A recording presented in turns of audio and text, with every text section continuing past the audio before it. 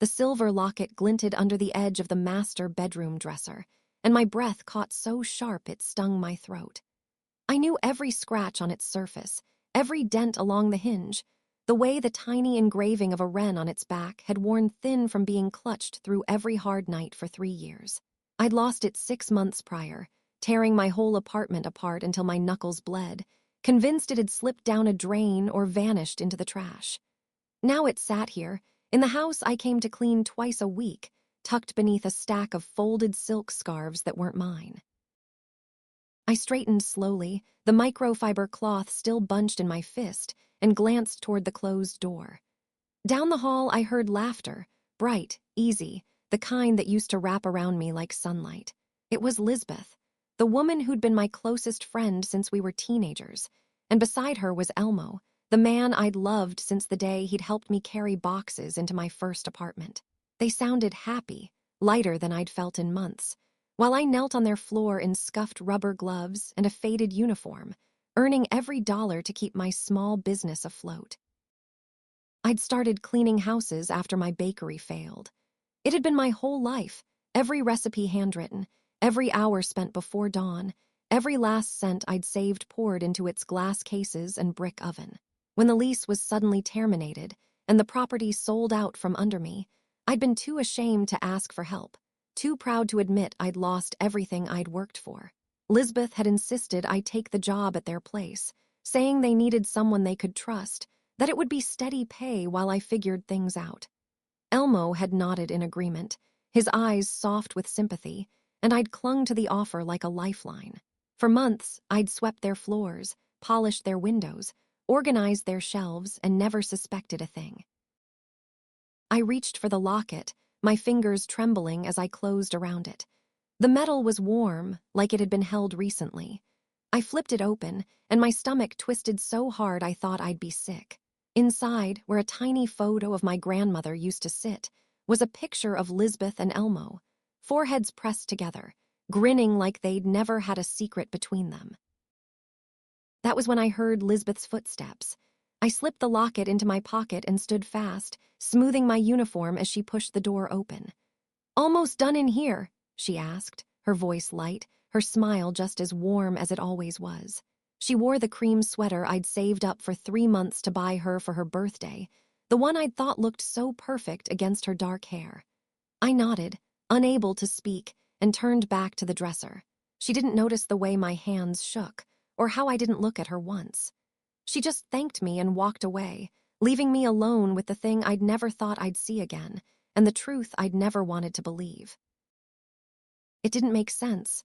They'd known how much that locket meant to me. They'd sat with me when I cried over losing it, said they'd help me look anywhere, anytime. Why would they keep it? Why would they replace my grandmother's face with their own? And how long had this been going on? I kept working, but every movement felt different now. Every item I dusted, every surface I wiped, felt like it belonged to strangers. I thought I was the only one struggling, the only one carrying a heavy weight. I'd told them everything, about the late rent, the bills piling up, the way I'd lie awake wondering if I'd ever get to bake again. They'd listened, offered comfort, said things would get better. All the while, they'd been living in the space I'd thought was ours, hiding a life I'd never imagined existed. I finished the last room and packed my supplies, my pocket heavy with the locket. As I walked out, Elmo stood by the front door, holding a mug of coffee. "You okay?" he asked, reaching out like he was going to touch my arm. I stepped back before he could, and his hand fell to his side. "Just tired," I said, my voice steady even though my chest felt like it was splitting open. "I'll see you Thursday."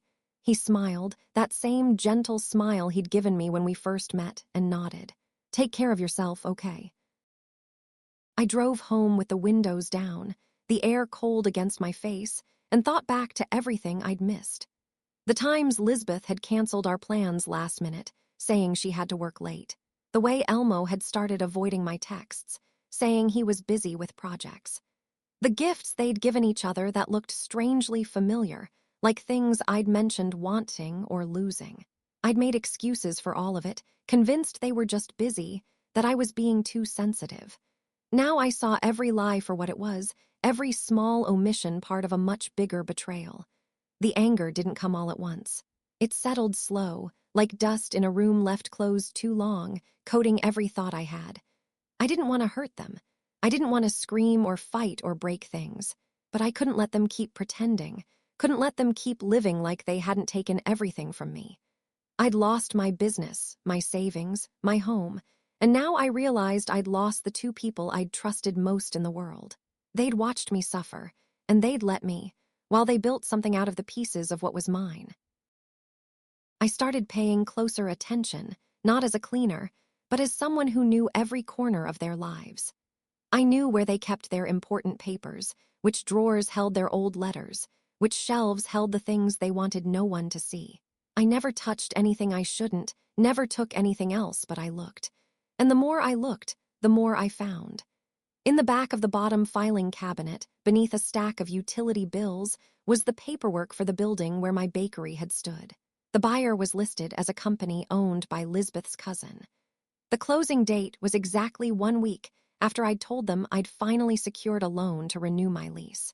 There were emails, too, printouts tucked between tax forms, where Lisbeth and Elmo talked about how easy it would be to get me out of the way, how the location would be perfect for the cafe they'd always wanted to open. They'd said I was too emotional, too attached to the place, that I'd never understand the bigger picture. They'd said it was for the best. I sat on the floor of my car after finding that, staring at the papers in my lap, and laughed. It was a sharp, bitter sound, but it broke the tightness in my chest. They'd thought I was weak. They'd thought because I was quiet, because I cleaned their floors and polished their silver, I couldn't see what was right in front of me. They'd thought they could take what they wanted and never face any consequences. That night, I called my old landlord. He'd always been kind to me, had even helped me fix the oven when it broke. I told him what I'd found, and he went quiet for a long time. I wondered why they pushed so hard to buy it so fast, he said finally. They said you'd already decided to close, that you were moving far away. I didn't want to push you if you'd made up your mind. I thanked him, and then I called a lawyer, one I'd met through the Small Business Association, someone who'd helped me with my bakery permits. I told her everything, and she said there was more than enough to challenge the sale, to prove they'd used fraud to get what they wanted. It won't be fast, she said, but you don't have to rush. You have all the evidence you need. In the weeks that followed, I kept cleaning their house. I smiled when they spoke, nodded when they asked how I was doing, and never let on that I knew. I watched them hang plans for their cafe on the kitchen wall, watched them pick out paint colors, watched them talk about how lucky they'd been to find such a perfect spot. It was almost funny, how proud they were of something they'd stolen. One afternoon, Lisbeth was going through old photos on the couch while I dusted the shelves. She pulled out a picture of the three of us at my bakery's grand opening and sighed. "Remember how happy you were back then," she said. "It's a shame it didn't work out, but some things just aren't meant to be." I paused with the duster in my hand, and for a second I almost told her everything. But I didn't. I just said, "I still believe in it." She laughed, like that was the silliest thing she'd ever heard. If you've ever felt like your voice doesn't matter, like people see you only for what you can do for them, hit that like button. It helps more people find stories like this and reminds you you're not alone. The twist came on a rainy Tuesday. I was sorting through a box of old receipts in the home office, something Lisbeth had asked me to do, when I found a letter addressed to Elmo, postmarked 3 months before my bakery closed. It was from a bank, turning down his loan application for the exact amount he'd needed to open their cafe. They'd never had the money to buy the building on their own. They'd only been able to do it because they'd convinced me to sign over my deposit check to help speed up the lease process. A check I'd saved for 2 years, thinking I was securing my own future. They'd used my money to steal my home. I put the letter back exactly where I found it and called my lawyer. She said this was the final piece we needed. "They didn't just lie," she said. "They exploited your trust and used your own resources against you. There's no way they can walk away from this." The day I decided to tell them, I arrived at their house early. The sun was shining bright, making the raindrops on the windows sparkle like glass. I didn't bring the papers, didn't bring anything but the truth. They were sitting at the kitchen table, drinking coffee, looking over their menu. When they saw me, they smiled and Lisbeth patted the chair beside her. "Come sit," she said. "We have something to tell you." I stayed standing and pulled the locket from my pocket, setting it gently on the table between them. Their smiles faded fast. Lisbeth's face went pale and Elmo's jaw tightened. "Where did you get that?" Elmo asked, his voice low. "I found it under your scarves," I said. "I've looked for it everywhere. I thought I'd lost it forever." Lisbeth reached for it, but I pulled it back just enough so she couldn't touch it. "You replaced my grandmother's photo," I said. "You kept something that meant everything to me and you made it yours, just like you did with my bakery, just like you did with my money." For a long time, neither of them said anything. Then Lisbeth started crying, quiet, shaky sobs. "We didn't mean to hurt you," she said. We wanted something for ourselves. You always had so much hope, so much talent. We thought you'd bounce back. We thought you'd understand." "Understand what?" I asked. "That you watched me cry over losing my business while you were planning how to take it. That you let me worry about rent and groceries, while you used my savings to buy the building I'd worked my whole life for. That you pretended to be my friends while you built your dream on top of mine." Elmo stood up, his voice sharp. "You're being dramatic. It's just a building. You can open another one somewhere else." I shook my head. "It's not just a building. It's every morning I woke up at 4 a.m. It's every recipe I learned from my grandma. It's every person who came in and told me my bread made their day. You didn't just take a building. You took my chance to keep her memory alive." I told them about the lease paperwork, about the loan rejection letter, about the conversations I'd overheard and the emails I'd found. I told them how my lawyer had already filed a formal complaint and how the sale would be reversed. "You can keep your plans," I said. "You can keep your paint samples and your menu ideas, but you're not taking what's mine, and you're not getting to pretend you did nothing wrong." Lisbeth stopped crying then and looked at me with eyes that were finally clear. "How long have you known?" she asked. "Since the day I found the locket," I said. "I didn't come here to fight. I came here so you'd know I saw you. I saw every choice you made. And I'm not going to let you make me feel small for standing up for myself." They didn't argue after that. They knew I was telling the truth, knew there was nowhere left to hide.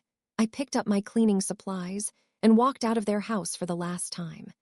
The air outside felt lighter than it had in months, like I'd finally taken a deep breath after holding it in for too long. A few weeks later, the sale was officially voided. The landlord called me and said the lease was mine again, for the same rate I'd originally agreed. Lisbeth and Elmo moved out of their house, and I heard they'd split up. They'd never been able to agree on who was responsible for what they'd done. They never tried to contact me again. I spent the next months scrubbing the bakery walls, sanding the floors, and putting up new shelves. I kept the locket, and I put my grandmother's photo back where it belonged. I still thought about Lisbeth sometimes, about all the years we'd shared, and it hurt. But it didn't hurt like it used to. It didn't make me feel like I was less than I was. If you've ever had to start over, or stand up for what's yours, subscribe for more stories about finding your way back to yourself. On opening day, the line stretched all the way down the block. People came who'd been regulars before, and new faces too. I handed out warm cinnamon rolls and thick slices of sourdough, and for the first time in a long time, I felt like I was exactly where I was supposed to be. I didn't wish Lisbeth and Elmo harm. I just hoped they'd learned what I had, that nothing built on lies can ever feel like home. Later that night, when the last customer had left and I was locking the door, I thought about how much I'd changed. I'd thought revenge meant making someone hurt as much as they'd hurt me. But what I'd found was that true justice was simply getting back what was mine and letting them carry the weight of what they'd done. You don't have to tear someone down to stand tall. You just have to keep your eyes open and remember exactly who you are. The shift ends, but the stories never do. Every smile hides a struggle, every word a story. Hit subscribe and see the human side of work. Thank you for watching.